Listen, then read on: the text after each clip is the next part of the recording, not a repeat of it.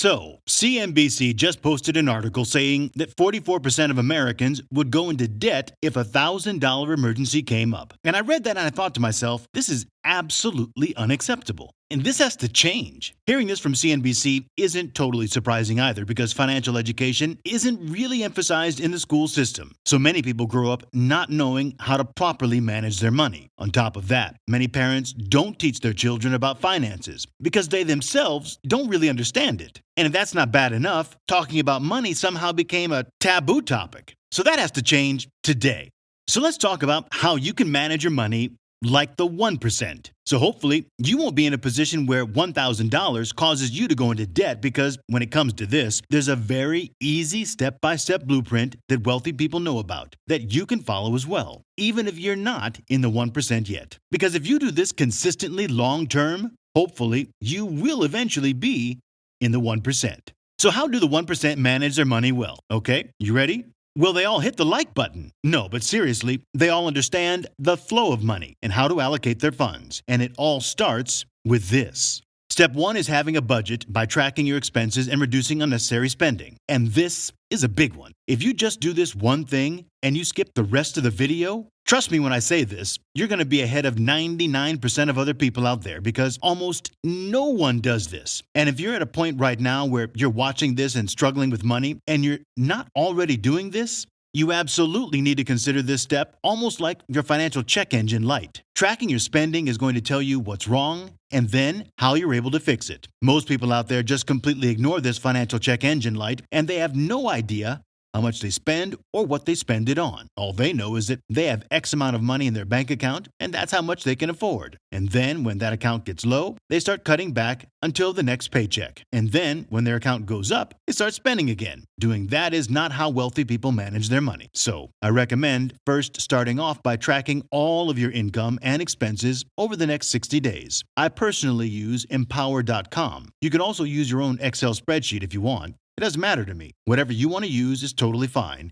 as long as you actually do the step. And so here's your challenge for the next 60 days. Track every single penny that goes into your account and every single penny that leaves it. Then, after the 60 days, you can determine if you're spending money on stuff that doesn't matter, if you're making a lot of stupid impulse decisions, buying stuff you don't need like avocado toast, or if you're otherwise just wasteful of money without even realizing it. And when it comes to doing this, you can likely save about 10% of your income when tracking your expenses and then cutting back on the things that you realize don't really add any value to your life and things that you don't really need. Now, the next step after doing this with all the money that you're hopefully saving is to create an emergency fund. Every single wealthy person I know has an emergency fund of at least 3 to 6 months worth of expenses. This just means that you already know from tracking your expenses exactly how much money you need to spend every single month to live. Now, just save 3 to 6 times that in cash. That becomes your emergency fund. That does not become your, oh, Apple is having a sale on the new iPhone. I need that. Or, oh, Sony has the new 8K smart TV for 40% off. I need that. This fund really needs to be your break in case of emergency fire extinguisher, where if you have no other place to turn and you have something that comes up unexpectedly, this is where you can turn to. And the reason this is important is that when you have an emergency fund in place, if some sort of $1,000 emergency comes up, you will never be in a position where you can't pay your rent, where you can't eat food, where you can't buy essentials that you absolutely need. And you won't have to turn to high-interest credit card loans or payday loans to pay through it because that's going to end up costing you a lot more money on top of everything else. Trust me. Unfortunately, at some point, something will always come up. There's going to be some sort of medical emergency at some point. You might lose a job. You might lose a client.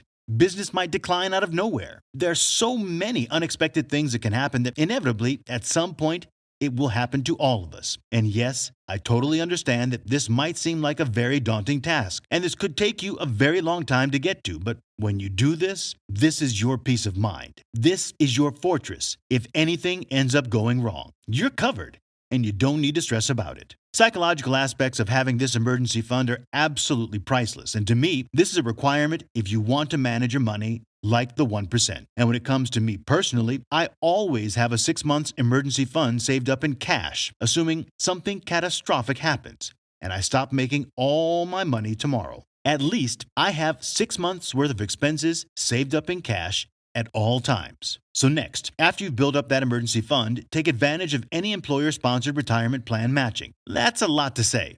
This means that if your employer offers 401k matching, always take it. I repeat, always take it. And if you ignore this entire video but you just listen to this one thing can make you tens of thousands of dollars for free. Basically, if you just follow it. And here's what I mean when I say this. Many employers offer what's called a 401k match, where they will match dollar for dollar up to a certain point of how much money you contribute to your 401k account. So for instance, if you contribute $1,000 into a 401k, your employer may match you with an additional $1,000. This is what I like to call free, guaranteed money. There is no other investment in the history of the planet that will give you a 100% risk-free, guaranteed return like a 401k employer match. Well, and the mind-boggling thing about this to me is that many people don't seem to take it. It's like me telling you, hey, there's a free $1,000.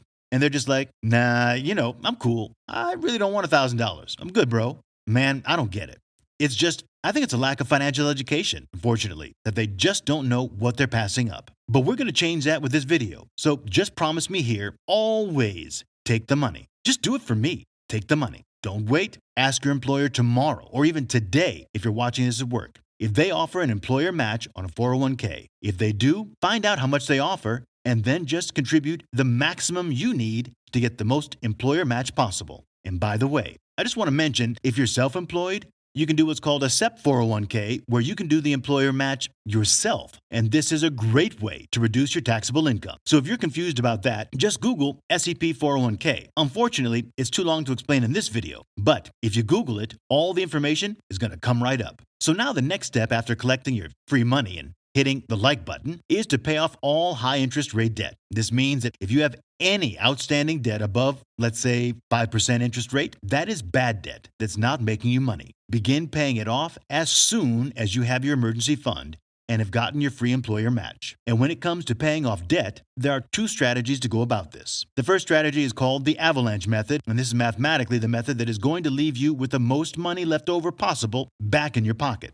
The strategy basically suggests that you should pay off the highest interest rate debt you have first, that's costing you the most amount of money in interest. And then when that's paid off, you go to the next one, and then the next one, and then the next one. So by attacking the highest interest rate debt first, that's costing you the most amount of money financially speaking, it's going to save you the most amount of money in the long run. Now, the second method when paying off debt is the Dave Ramsey approach, and that is called the snowball method. This method is basically paying off the smallest loan balance you have first, just to get that taken care of to free up cash flow. And then you can go on to the next largest balance regardless of what the interest rate is. The reasoning behind this is because as you have small debts, you might get the psychological boost that you're seeing results. And because of that, it's more likely to help you stay on track. Now, the downside of doing this is, of course, you end up paying more in interest, and that ends up costing you more money. But if it just means that you pay off your debt and that keeps you on track, I don't care. I'm all for it. And my personal philosophy when it comes to this is that if you have any debt over a 5% interest rate,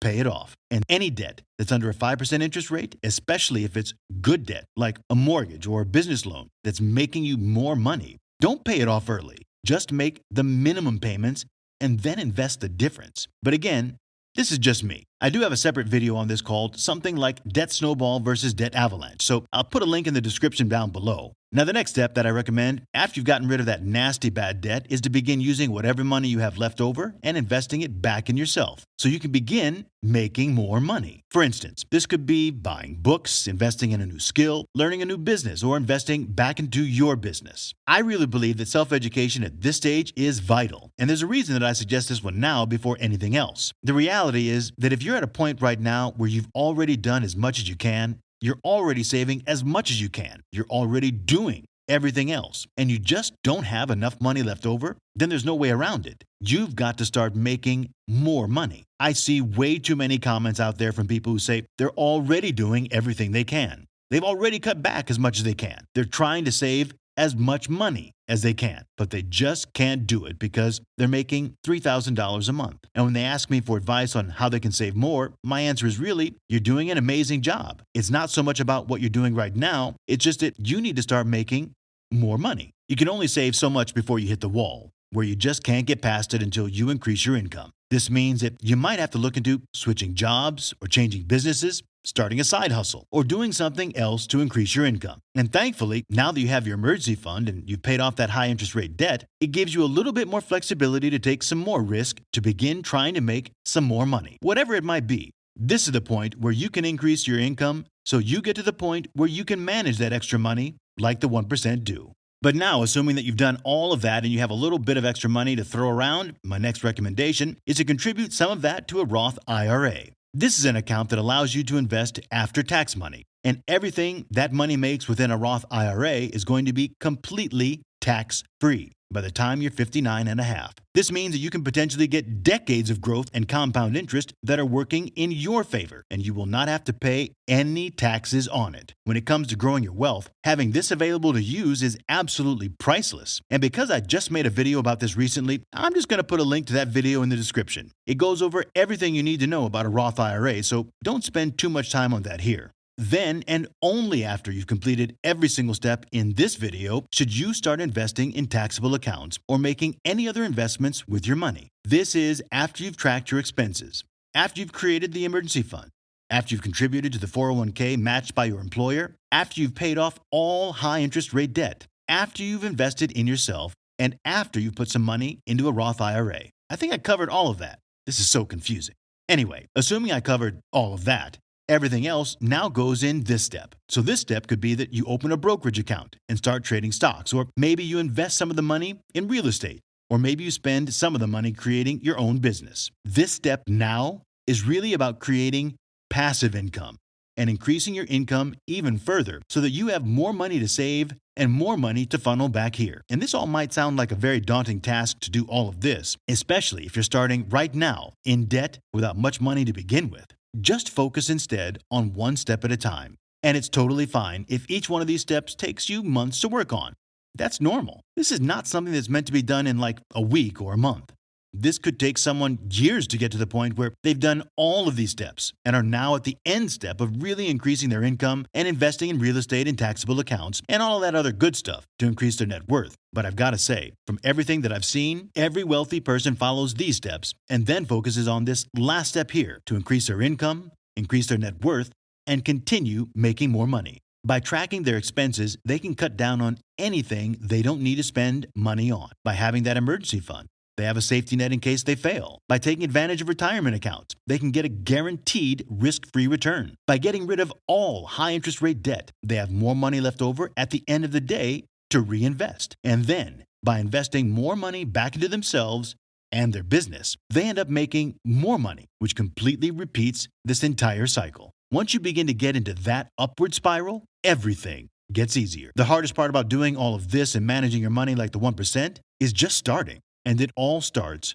right here at step number 1. So with that said, thank you so much for watching. I really appreciate it. And if you enjoyed this, then make sure to subscribe and hit the notification bell so you don't miss out on any future videos.